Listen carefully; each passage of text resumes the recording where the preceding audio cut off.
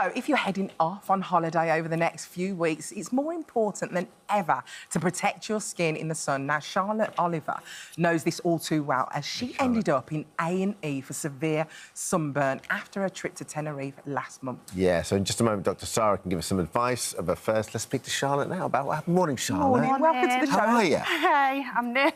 Yeah, well, listen, so we didn't get a chance to say hello. Lovely to meet you. Nice to meet you. You're amongst friends, don't worry. It's all going to be fine. It's lovely that you're sharing your story. Yeah. So let's start from the beginning. The very first day of your holiday, you go to Tenerife. You're excited. You've got your sun cream on. Yeah. Everything's going well. How was the first day? What was the weather like? The weather was pretty rubbish, actually, for the first day. You know, you think it's going to be really hot and you come out and it's quite cloudy and it doesn't feel any hotter than it maybe has in Scotland recently. So what, like early 20s?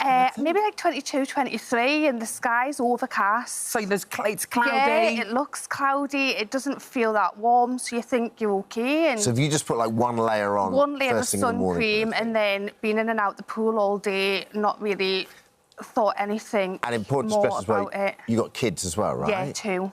So you're just classic kind of thing on holiday, you're just Not chasing around stopping, after like, them, for 5 making minutes. sure they've got lotion on, all of that. Like, topping them up every 5 minutes, and you do forget to top yourself up because you're making sure. And did the hotel give you any advice at all? So there was a woman selling sun cream at the pool, and she had said, you know, it's UV 11. Like UV index is 11 a day, which... Did you know what that meant? I didn't know what that meant. I just thought, I've not really heard of that. Whenever I go on holiday, I would always check what the temperature was. Yeah. And not actually check the UV thing. Now I check it all the time. Sure. Like, it's a big thing. But they was like, you know, it's an extreme heat. There's actually warnings out for it. And you sit and you hear them say that and you still don't really... But like you said, pay much attention, you know. You just think, OK. Like you said, it's cloudy. Yeah. So you're not going to think it's that bad. No. So when did you realise, hold on a minute, I'm in a little bit of pain here, I've been burnt? So I've gone back to the hotel room that night, realised I've gone red. But this was just normal sunburn at first. It's not been until a week later that my burns... A week? A full week later. Because then, I guess, the next day you go, oh, God, I'm burnt, I must put some more cream on tomorrow. So, like, obviously get your after sun on. So, obviously, that night you've gone home and gone back to the room and I've realised, oh, actually, I am quite burnt. It must have been warmer than I've realised. So the next day you're constantly sun creaming, factor 50, trying to put it on every hour, every 2 hours. A couple of little blisters you notice, they disappear, the tan starts, then don't think anything more of it. Thinking happy days now, aren't you? Thinking I'm not really going to burn again now, you know. I've done that and then 10 days in and I've burnt again. When did you start to... Because you probably got ill, didn't you? Like, yeah, throwing up and stuff. So when did that happen? We had gone to a water park and we had been sat watching a show at the water park and have obviously put sun cream on before the show and then sat for maybe 45 minutes to an hour directly with my back in the sun. And you'd put cream on? Before the show, but then thought, you know, an hour I'll be fine. You get distracted, you're watching the show. And then have come back out of the show, still not really felt anything, thought I'm fine, gone to the hotel. A few people have said, oh, your skin looks really bad. Why are you in the sun? It's really red. I can't feel anything, so have just ignored it. Right. And then gone in the shower that night, still can't feel anything. And then we've been walking for dinner and my partner's noticed it when my hair's been up and has said, yeah. Oh, wow. Oh, look at the pictures. That is so red. And when you saw this picture... I was actually shocked. I'm a nurse and I've looked after children with third-degree burns from, say, fires and things, and that's what it felt like.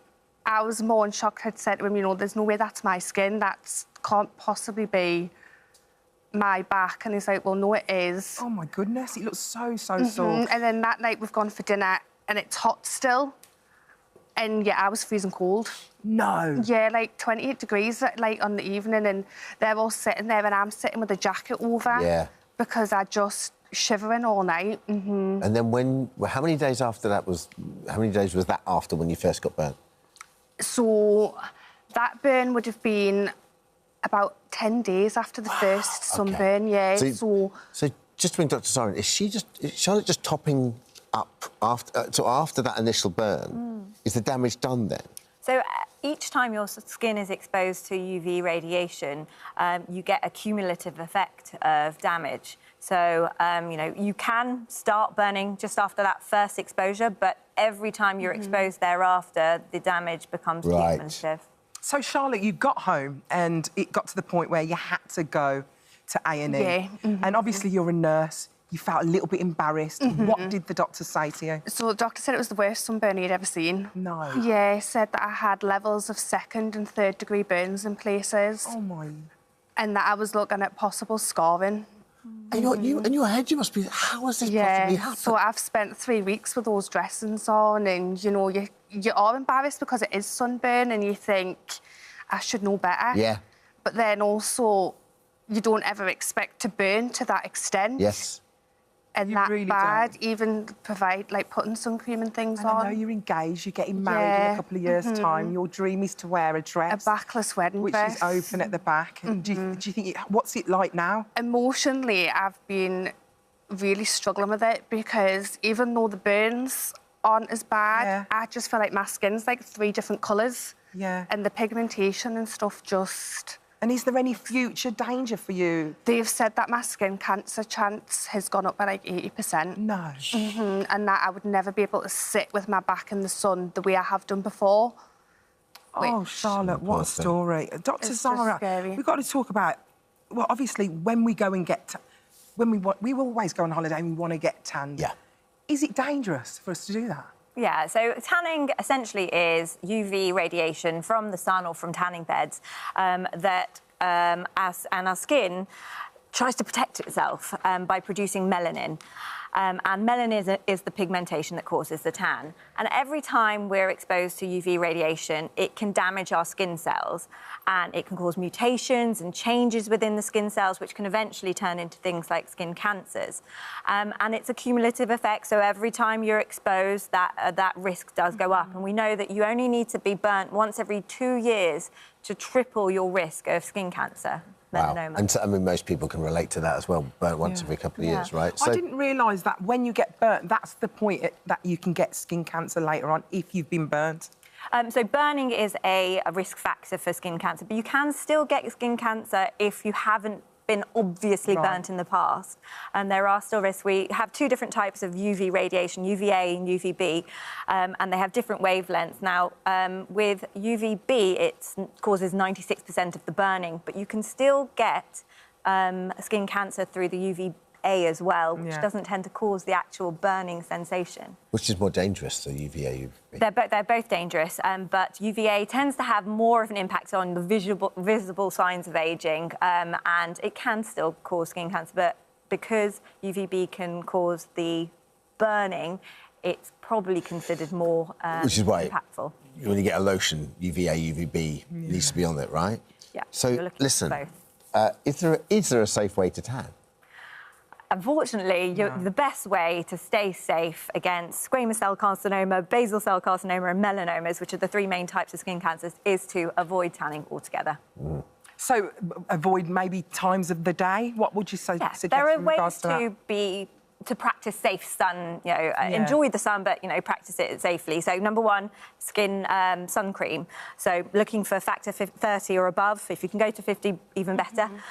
UVA ratings of 4-star minimum. Stay out of the sun between the hours of 11 and 3, and when the sun is at its strongest, and try, seek shade during those times. Reapply your sunscreen at least every 2 hours, sooner if you've been swimming. Cover up sleeves. Cover up sleeves, hats, wide-brimmed hats. Even if you've just been toweling or sweating, those are all reasons to have to reapply your sunscreen more frequently.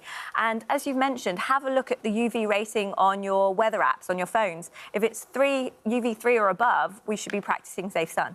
Oh, my goodness. What happens if you do get burnt? And when do you know is the time to go and seek help? So if you're burnt, get out of the sun ASAP. Try and cool down, go into a nice cooling shower. Be careful with little children and cooling them down too quickly. And avoid putting any ice packs on your skin, because that can actually damage the skin a little bit more. Put on a cooling moisturiser, like an aftertan afterwards. And ensure that you stay out of the sun thereafter. If you're feeling in pain, you can take ibuprofen, paracetamol, drink plenty of fluids. You're feeling cold? Because Charlotte was feeling Well, cold. so actually shivering and feeling cold can be one of the signs that you do need to be going to A&E. And I know you said you felt embarrassed, but if you're getting any blistering, any swelling of the skin, if you're feeling hot or shivery, if you're developing a headache, muscle cramps, those are all signs that actually you need to seek help. Yeah. We know, Charlotte, you're going to another wedding, a friend's wedding soon. Is that in Cyprus? Yeah, in like 10 days, and I'm so actually nervous about going. The thing is, though, now, Charlotte, you're going to be so prepared and mentally attuned to this that, you know, it's not going to happen again, is it? And I know. I know you were nervous about coming on, but you wanted to come on basically, A, to tell your story, and B, as almost like a kind of a tale for sort of any parents out there that are just running around in the sun, and you're looking after your kid, which of course is your first priority, but not forget to look after yourself. And I think you hear stories and you hear people say, you know, how dangerous it can be, but you think it'll never happen to you, and then it has, and it's totally changed the way I think about going on holidays. You're still beautiful. Thank you. You're still gorgeous, and you're going to be gorgeous on your wedding day. Thank you. Enjoy it, all right? Have a great time in Cyprus. Thank you, Dr. Thank you. Sara. Thank you, Dr. Sara. Thank you.